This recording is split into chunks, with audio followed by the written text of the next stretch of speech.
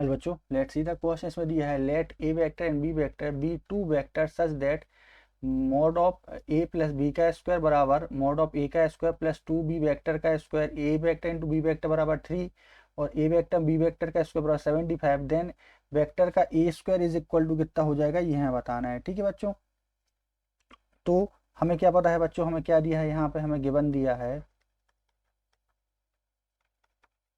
ए plus B इसका whole square बराबर क्या दिया हमारे लिए, दिया है ए का स्क्वायर प्लस टू बी इसका स्क्वायर और साथ में क्या दिया है, A vector into B vector बराबर हमें क्या दिया है, 3 दिया है बच्चों। ठीक है, ये दिया हमें। तो एज हम क्या जानते हैं कि हमारा ए स्क्वायर किसी वेक्टर का प्लस बी स्क्वायर किसी वेक्टर का प्लस 2ab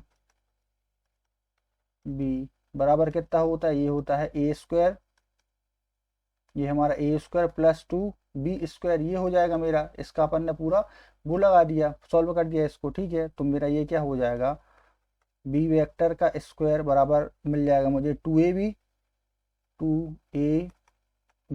जो बराबर हो जाएगा इसके 6 के। और हमें क्वेश्चन में क्या दिया हुआ है, हमें दिया है A vector into B vector mod इसका स्क्वायर जो दिया हुआ है वो कितना दिया है हमें, 75।